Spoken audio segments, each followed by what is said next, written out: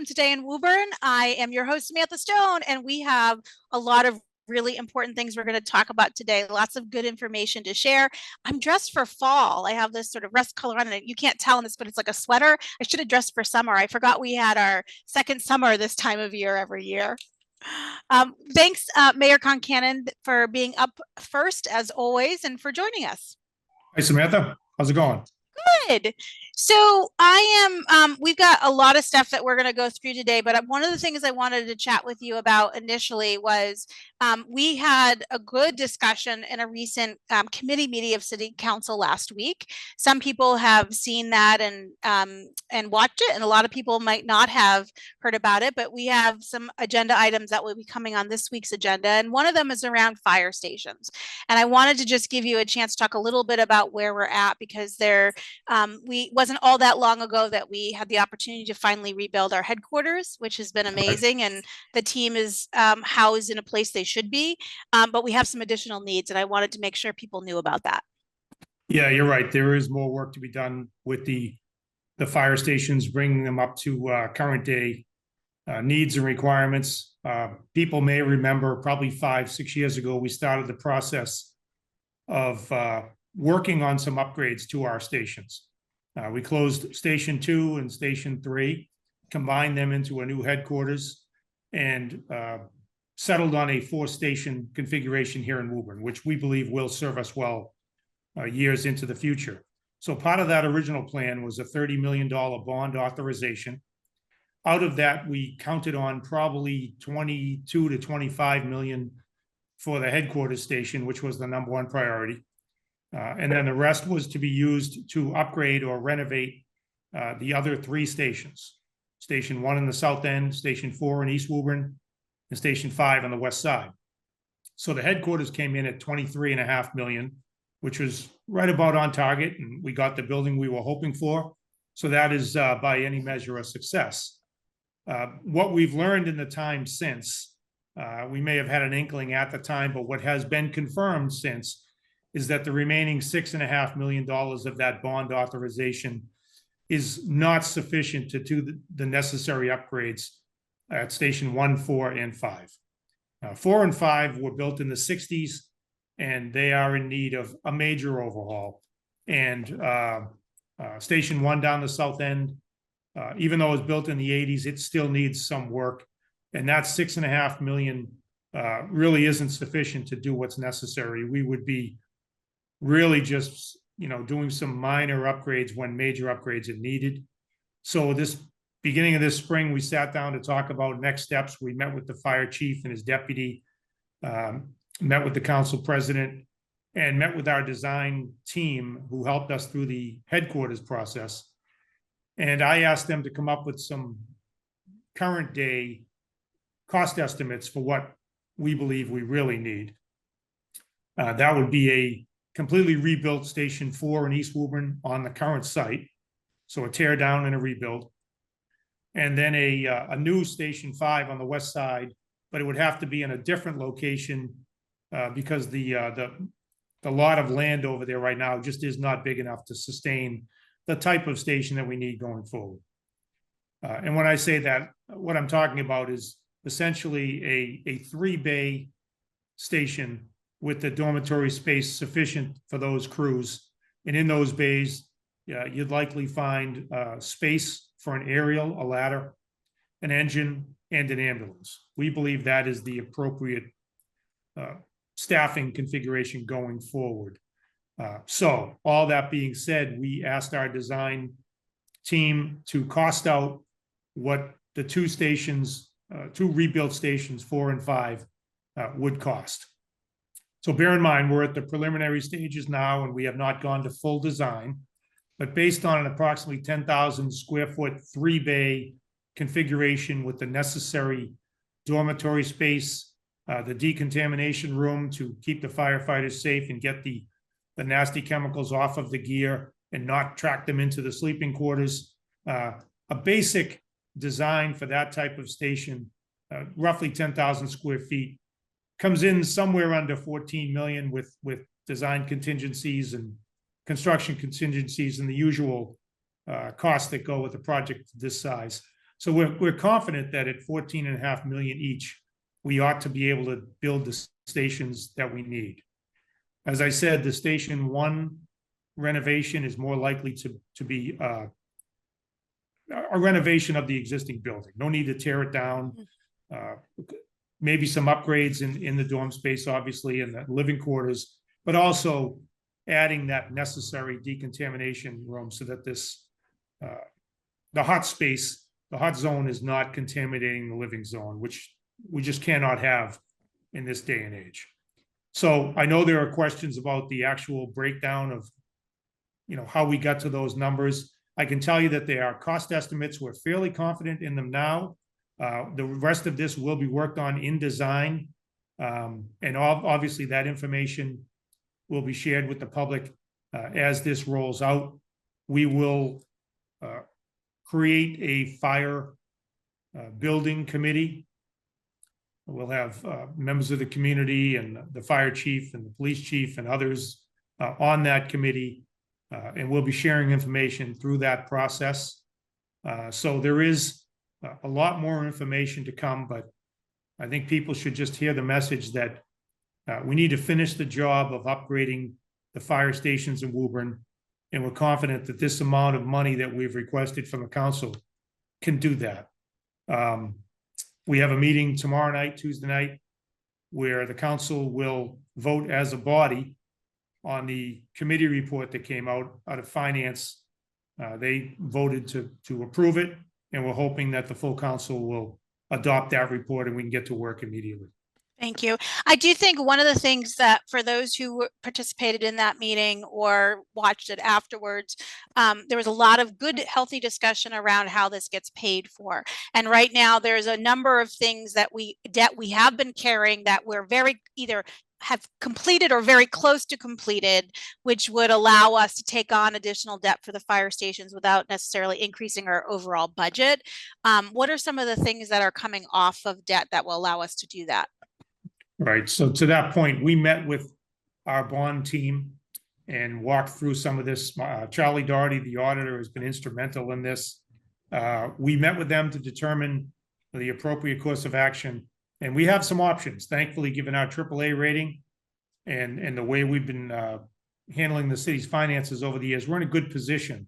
So we'll take the best option that's in the best interest of the city. But essentially, we have roughly $1.7 million or so per year in debt payments that are going off the books. That debt is being satisfied in the next couple of years. And based on the options and the strong position we're in, we ought to be able to handle the payments for this proposed and requested bond authorization with roughly the same amount of money. So the high school and the White School debt, the Leland Park upgrades debt, the landfill closure debt, and a couple of smaller items will also be coming off the books, as I say, in the next couple of years, and this will put us in a position to absorb the debt that we're asking the council to authorize.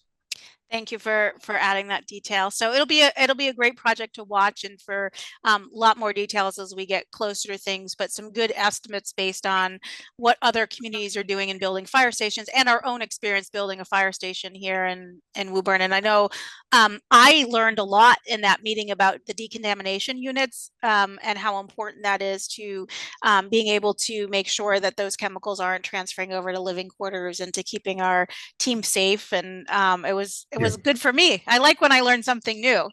Yeah, it's critically important. I mean, obviously the job that our firefighters do is an extremely dangerous one, and anything we can do to minimize that danger, we ought to do. And it's no secret, unfortunately, that one of the leading causes of death of firefighters is cancer. Job-related cancer. It has to do with a lot of the chemicals they interact with.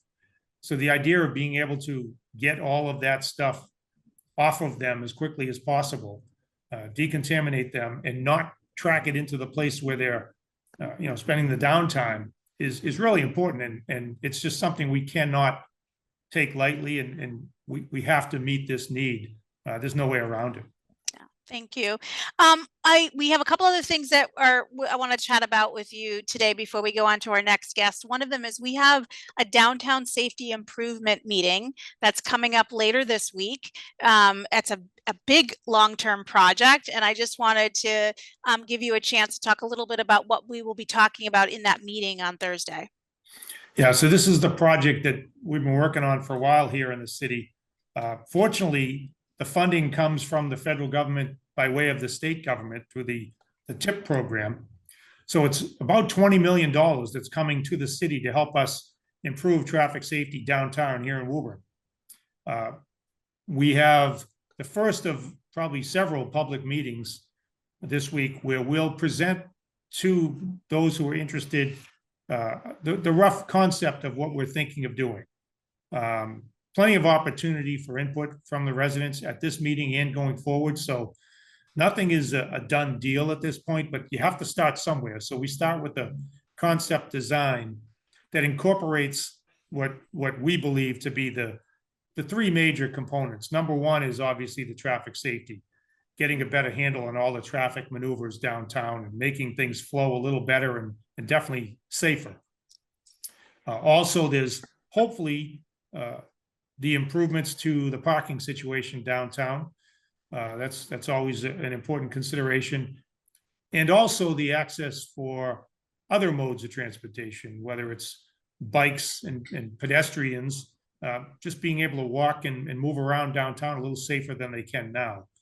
So as I said, there's some conceptual designs that we'll share and some ideas that are on the table, and we'll ask for input and suggestions on how to either do it better or to at least make it less painful as we do it. And I look forward to residents coming out and sharing their concerns and their ideas. I would say that it should be noted, we're getting $20 million in federal money, and there are some strings attached to that money. There's some expectations and priorities and some areas of focus that the people who are giving us the money expect. But I think it's all for the good here in Woburn. We'll be able to manage all of that and come up with a project that serves the needs and makes downtown a lot safer than it currently is. I love it. Having sat here now for 9 months, hearing all the honking and beeping and screeching around right in front of City Hall, we know it's a dangerous spot, and Yeah. I'm thrilled that we've found some significant money and expertise to help us do that. And I hope lots of people come and participate in the process. Yep. Later in the show, we have a guest from our partner, Good Energy, another initiative that's just kicking off in the next couple of weeks. We just put out a plan for review for people to look at, which is around municipal aggregation of electricity supply. And Rafidah will answer all our detailed questions about that. But I wanted to just give you an opportunity before we wrap up to talk about, at a high level from your perspective, why we as a community are choosing to do that. Yeah, it's essentially a win-win. It's an opportunity for residents of Woburn to have more of a say in their energy supplier and to maybe get a little more stability and reliability than they currently have. The good news in all of this is that people do not have to participate in this if they don't want to. If they like it just the way it is, they can keep it just the way it is. But if they're interested in learning more about the track record of this type of approach, there'll be more information to follow. I'm sure Rafidah is going to explain in great detail all of the details. But essentially, this was something we kicked around several years ago. The council authorized the mayor's office to pursue this, and we just feel like it's time to put this out to the public. It's a way for them to maybe carve out some savings, pay a little less than they're currently paying, but also the ability to, as I said, ensure some stability and maybe level out some of those ups and downs in their electricity bills. The good news, as I said, they don't have to opt in at all, and they can certainly opt out if it's not working for them. So to me, it really is a no-brainer. It's a win-win, and I look forward to hearing Rafidah's explanation, and hopefully it resonates with people and we get strong support. Excellent. Thank you, as always, for joining us. I really appreciate your time. Thank you. And next up, we have Ed from Waste Management, and we're going to talk recycling. Welcome, Ed. Thank you. Glad to be here. So we have some important updates that are rolling out just next week. I mean, I think when we first talked about September 23rd, it felt like a lifetime away, and here we are. It's right around the corner. All City of Woburn Waste Management customers who are served, so that's single, double, triple family homes that are served by the city's waste management service, will be getting a new recycling barrel on next week. So I just wanted to give you a chance to tell people what they should expect that's going to be received at their home.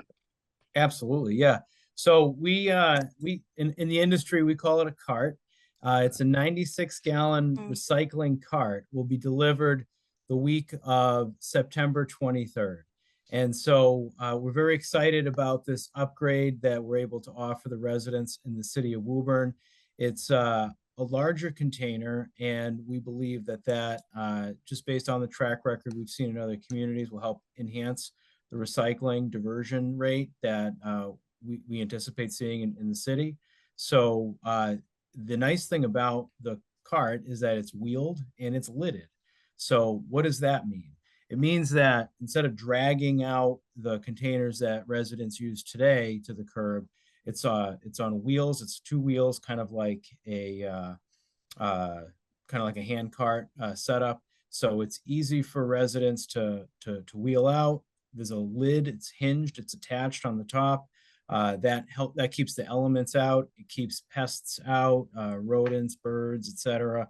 So and it's a nice look at the curb. So it's a uniform look that when it's trash and recycling day in Woburn, you're just going to see nice barrels or carts lined up, and it will have a nice aesthetic for the community. So we missed the opportunity to do black and orange, but we'll forgive you for that. The carts are green and yellow, if I'm correct. Is that correct?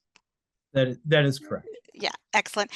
Now, one of the questions that we know folks have asked us and will ask us immediately is, well, what do I do with what I've been using? Whether that's, the old little bins or my own that I've slapped a sticker on it.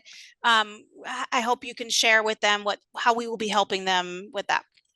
Yeah, it's a great question. And I think it's a wonderful opportunity for people to practice one of the core values of sustainability, which is reuse. So we'd really like to encourage residents to find the opportunity to reuse that container. And look, if the container is not damaged, if it's in decent condition, I'm sure there's a lot of applications that people can find for that. That being said, if folks don't have a purpose for it, a reuse purpose for that container, Waste Management will be offering on 2 different weeks, the week of October 7th and the week of October 28th. On your day of trash collection, we'll offer the opportunity for residents to bring that to the curb, clearly label that as trash, and then our trash crews will dispose of that for residents who don't have a reuse purpose. Thank you. Now, 96-gallon is big. It's a substantial size container, but there are some people, I have 6 adults who live in my house. My husband doesn't know how we do it, but we generate an awful lot of recycling and trash in my home. And it's likely I might need one, as some other residents might need an extra barrel, a cart. I'm going to never get this right, but I'm going to do my best. What should those residents do in terms of getting additional capacity? Yeah, sure. So first of all, I'd just like to follow up on your initial point, which it is a large container. It's about 5 times the size of the traditional recycling bin. So that's about an 18-gallon bin that would be traditionally offered. So it's substantially larger, but in the event that you would require even more space than that, then you can contact Waste Management. You can call our 800 number and you can lease an additional barrel. So that's something that I think my impression is that it probably won't apply to many people, but if you are in a situation where you have maybe 6 people living at home, or you have a lot of recycling, then I think that'd be a great application. Give us a call and we can set you up with an additional barrel. Now, we also have some residents who are a little worried about the size being too big for them. And it is on wheels. I've used similar devices, even though I'm only 5 feet tall, I actually more easily maneuver it than I might expect. But if someone has a true physical limitation and really, needs an accommodation, I just wanted to mention to people that I think they should, we, arrange to contact the Board of Health to address that, and they'll do their best to accommodate that need and make sure everybody is well cared for. Absolutely. Yeah, we would certainly echo that same message. But I think the one thing I'd also like to point out is that this program has been or I should say this is a program that has been put in place in many area communities, and we often hear some of those same concerns up front before the carts are distributed, and then after the distribution takes place, we find almost none, almost zero people are contacting either us or the Board of Health or the city with the request for accommodation. So that doesn't mean that it won't be anybody, but I guess I'd just like to indicate to anybody who is a little bit concerned about that, it's been, our experience has been almost minimal. Yeah. And I think it's a good opportunity for us to, we mostly encourage people, try it for a couple weeks, see what volume of materials you're using, see what fits in the bins, see, all the things that happen, and then, figure out what needs you might have. Even before you get a second cart, make sure that you really need one, and kind of test it out and see how much fits there. I know one of the things that residents have asked a lot of questions about is cardboard, where we're used to breaking down our boxes, which is great. And I think it's helpful for people to understand those boxes will go into the carts, correct? That is correct. So in order for the recycling to be collected, all the material will have to be inside the cart. So I think we would just encourage everybody to, in order to fully utilize all that space, just make sure that your materials are fully broken down. So whether it's breaking down boxes, or maybe even in some cases cutting up cardboard into smaller pieces, to allow that to most efficiently use that capacity. But also whether it's, crushing cans or other things. I mean, anything that sort of common sense wise would allow you to utilize that full capacity, we certainly encourage that.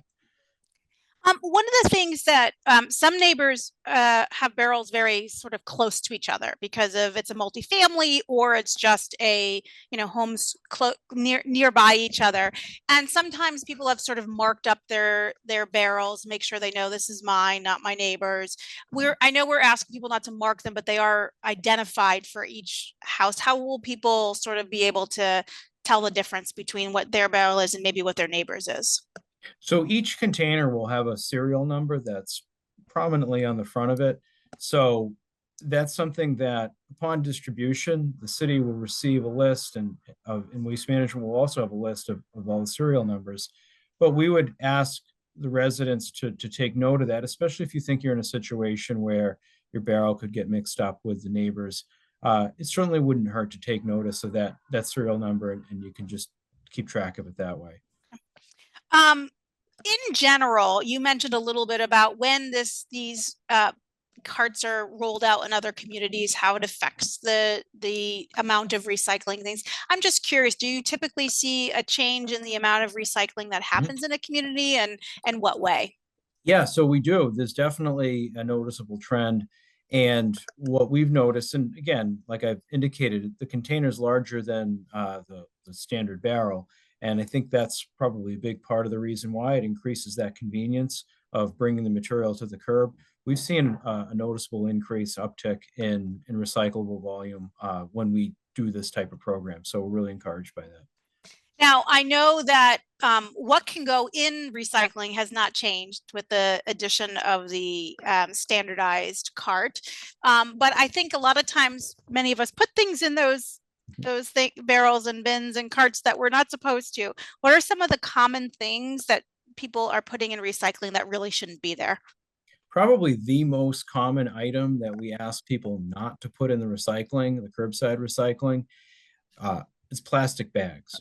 So plastic bags, whether they're empty plastic bags, whether those bags contain things, even if those bags contain other recyclables, we don't want plastic bags of any type in the recycling bins. And there's a reason for that. We understand that in many cases, plastic is a recyclable, but the nature of those plastic bags, that film, it gets wrapped around our sorting equipment at our sorting plant, and that creates big issues for us. And it's actually a safety issue as well for our employees.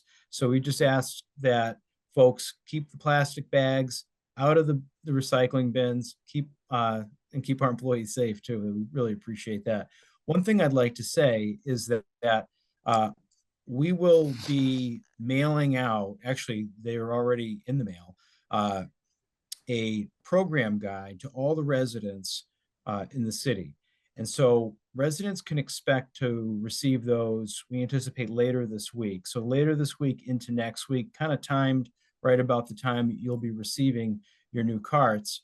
There's a program guide. And in that guide, there's some basic instructions on certainly the program, but also on what can and should not be recycled.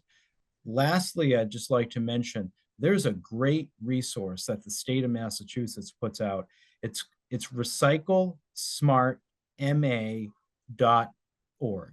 And that is just a wonderful resource. You can type in whatever item you're considering, and it will tell you exactly how to handle that, whether it can be recycled or should it be disposed of.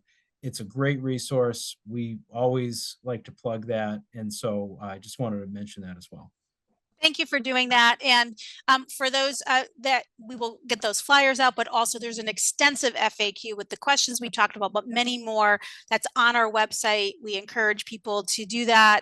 We know that we've also put this in the paper has had this, but we want to, help share and spread the news with folks. We're doing our best to make sure that people know about what's coming.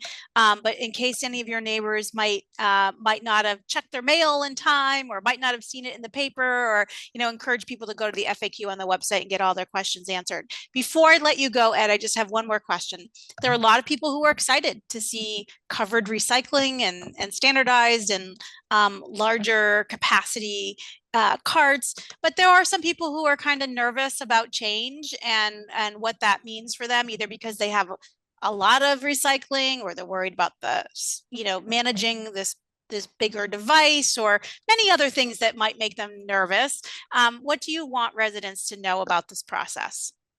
I think what is important for everybody to know is that this is not a novel program. It's not a new idea. This is something that's tried and true. We have rolled this type of program out. It's well respected program throughout the entire waste and recycling industry.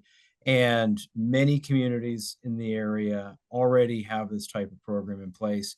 And the experience that we've had is that there's oftentimes a little apprehension beforehand. And then after a few weeks of using the new program, no one ever wants to go back. No one ever asks us to go back to the old way. So I think that's a pretty sound and ringing endorsement of this upgrade. So we're really happy to be able to offer this to the city, and we believe that the residents will be really happy with it as well. Great. Thank you, Ed, for joining us. And in addition to the FAQ, of course, if people have individual questions, Waste Management's phone number is on our website, but also our Board of Health is standing by. And we ask for people's patience. Waste Management has done this before and has a really good plan for rolling out these cards and making a smooth transition. You'll be using them for the first time the week of the 30th. So don't worry, you don't need to get your barrel and use it the same day. You'll have that week transition, but we might have some errors, some mistakes, some confusion. We don't want people to worry and panic. Call us, ask us. Waste Management is prepared to help us make this transmission as smooth as it can possibly go. And we really appreciate everyone's cooperation as we standardize this process. Indeed. Thank you very much. Excellent. Thanks, Ed. Rafidah, welcome. Well, thank you, Samantha. Thank you for having me.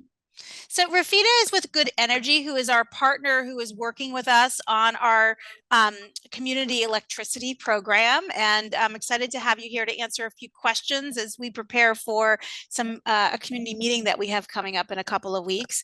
I think before we do anything else, let's just get it on the table. What is municipal energy aggregation? What is this thing that we are talking about? Thanks, Samantha. Thank you for the question. So the official term, like you said, which is municipal energy aggregation, but in Woburn, we're going to refer to it as community electricity. So in the simplest terms, it means that the city is bulk purchasing electricity on behalf of their residents and businesses. And it is authorized under state law, which is the manufacture and sale of gas and electricity, Chapter 164 and Section 134, which is the load aggregation programs. Excellent. And Rafidah, I know, and just for those who are listening, we're going to ask some questions here that we know everyone will have top of mind, but there's also an FAQ on our website that was posted today and other information. So we encourage people to go there and look at that as well. But one of the things that was important, and Mayor Concannon is sort of talk a little bit about from his perspective what the benefits of community electricity are. What are we anticipating for Woburn residents and businesses will gain from going down this path? So the main benefits of the program is that it offers competitive pricing, price stability, and cleaner electricity, though future savings cannot be guaranteed. And a major perk is that it doesn't really affect existing benefits such as bill discounts for low-income customers, solar net metering benefits, or budget billing. Excellent. And who's eligible to enroll in this program? This program is open to all electricity customers in Woburn that pay their own electricity bill, whether they're a resident, a business owner, a renter, or a property owner. Excellent. And some people will be automatically enrolled, and some people will have to manually enroll in the program should they want to participate. Who are the people who would automatically be enrolled? And just to clarify, when I say automatic enrollment, there's a very clear opt-out process, and that will be explained in detail as we get closer to launch for those who choose not to participate. But for those who sort of will be getting the most proactive communications and things from us, who makes up that audience? So anyone who is with the Eversource Basic Supply will be automatically enrolled into the program. Okay, excellent.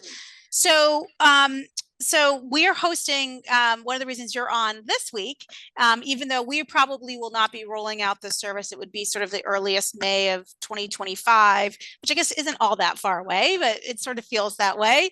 But we have a meeting coming up on the 26th, I believe, here in City Hall at 6 o'clock. And I thought it would be helpful, Rafidah, for you to talk about what will be covered in that meeting so people can choose to join us. Sure.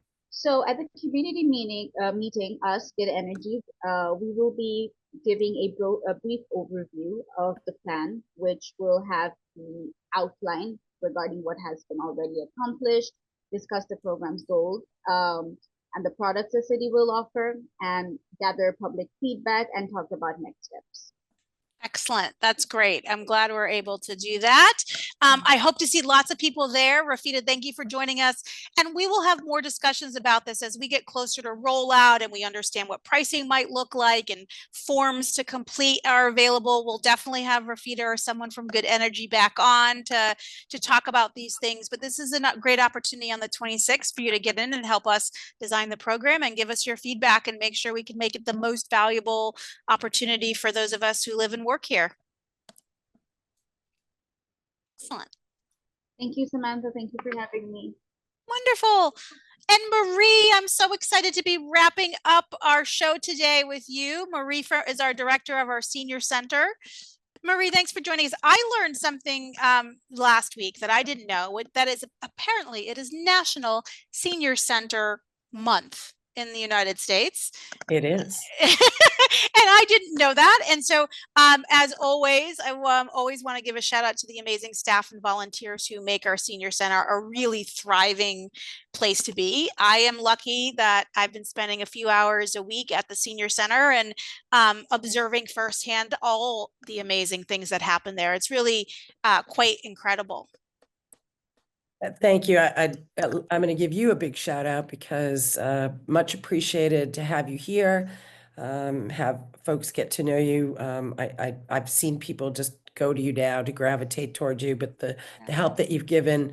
And I know we're going to talk about some of these programs in terms of outreach while we wait to on this on the details of this potential social worker position. But having you here has been great. So we appreciate you having. Yeah, I'm just in awe of. You've helped a lot of people. Oh, thank you. I appreciate that. Really, I'm just in awe of all the things that happen there. There's really, there's never a time I've been in the senior center where there wasn't somebody pickleballing, walking, playing chess, knitting, learning something new, hanging out and just being together. It's really kind of a remarkable place. It's far more active than I ever thought. I thought it might be fun to just start talking a little bit about some of the, probably one of the more fun things that's coming up. It's not happening at the senior center, but it's definitely for our senior community, the Mayor's Appreciation Dinner that's happening. Woohoo! There's the tickets. Mayor Concannon deciding to just go ahead and have it back in person. I think everybody here is excited. We've already given out 100 tickets. And people are buzzing about it. So Mayor, thank you for that. And everybody just comes together. The Middlesex Lions, the Woburn Elks are great. The businesses pitch in. It's really a great day. I mean, a big family, like community meal together with music and prizes. I mean, what's better than that? So a lot of the businesses donate gift certificates. A lot of the city councilors donate things too. So, you know, it's a great day and it honors them and it's nice to be remembered and it's nice to have a meal with your friends. I love that. And the mayor. I'm super excited. I haven't had the pleasure of going to one in the past, and now I have the perfect excuse to come help out and serve and help in any way that I can. And I'm excited. It's something I know a lot of people look forward to, and it's special that we can come back in person again this year. It's great. Everybody has a great time and you feel like you're kind of lifted up off the ground. At the end of the day, it feels good, you know, and even working together, you know, we're different people from the city getting together and pitching in and working together in one place on a Sunday to feed some people is fun and just have fun. Love it. Now, not everything we do at the senior center is fun, No. although we try and do all the things in a fun way. But some of the things are really about learning and information. And one of them is we've kicked off a 3-part series for dementia awareness for both folks who might be struggling with dementia, but also for caregivers and loved ones who might want to be lending a more supportive hand and helping navigate through what could be a really complex process. And it's near and dear to my heart. I had my mother-in-law who recently passed, spent 10 years struggling with Alzheimer's. And candidly, I wish I had these sessions way back in the day. And I'm super appreciative, Marie, that you and the team there have allowed us to bring these there. And we had one that was an awesome discussion, and we've got another one coming up this week. I think it's really important. I can say that with over the last so I've been here 4 years now. I've seen dementia and Alzheimer's where we see the beginnings of it. It's not easy. Several people here always tell me getting older is not for sissies. I believe I believe that to be true. But there's a lot of support and friendship here, and having you get the Alzheimer's Association and not just a one and done, come in and somebody talks for 30 minutes and gives you a pamphlet and goes. This is a series, and I think that continuity and making sure then after we even do this to follow up on that, letting also caregivers know. I mean, maybe we can get some feedback and support at the conclusion of this, which we usually do anyway. But we've seen it happen with people that we care about here, where it became to a point where their family had to find you know, a higher level of care for them. That's not easy for them. It's not easy for anybody, but knowing that you have the support and resources, that matters. So thank you for setting that up and bringing it here. Yeah, we also have we're experimenting with a new service around loss and grief support, and thought give you a chance to talk a little bit about that. Will be kicked off later this week, but it's a 6-week series. Yeah, so thanks again. You connected with, is it Tufts Home Care, Tufts Medicine Care at Home? Yeah. So these are licensed Yeah. counselors. Loss is another thing that is just a fact of life, of course, you know, as we get older for all of us, but people here become friends. And over the last year, I mean, we just lost someone who we're very close to, a gentleman who volunteered a lot of his time, Mike Barker. And it's hard. And a woman came in also just when she saw the flyer for the loss support group. She just lost her husband, so she's coming, and she was really grateful.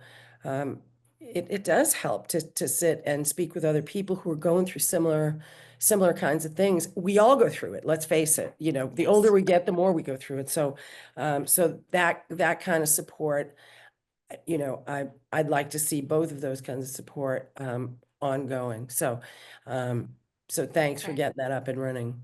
Yeah, I know. I thank you. I'm very excited to have people trained to help facilitate these kinds of conversations. But to me, Yeah. it goes back to what the senior center has always done really well, which is create community and bring people together to support each other in the really fun times when we're dancing and winning Yeah, prizes and eating that's good right. food and watching movies and doing crafts, and also in some of the harder times in our lives as well, and being there for each other. So thank you to Marie for everything that you and the team do there. It's really We've got a great remarkable. staff. We've got a great staff. Yes. Paul, Cap, everybody. We've got a great staff.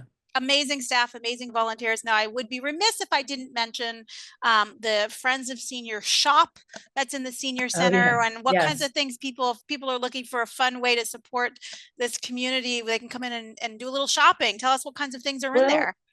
So they look for quality gifts. We do have a lot of glassware and plates, things like that, a lot of jewelry. Sometimes there are games, sometimes they're just little treasures. People went to Ireland or Italy or somewhere and got a beautiful little dish. There's some fun novelty things. We have our knitwits. They knit a lot of items and they donate those. I know. In a long time. They're self-named. We should It's just point that out, right? It's a great name, the Knitwits. They're So great. they sell a lot of things in there as well, and they give all the benefit to the Friends Helping Seniors. The money that trickles in for them, you know, some months it might be $600, another month it's 200, but it's been a consistent source of income, and we're going to be leaning on them when we make the final purchase for the band. So Yes. so it's great, and they just cleaned it out, cleaned out some of the inventory, but you never know what you're going to find in there. People drop off all kinds of things.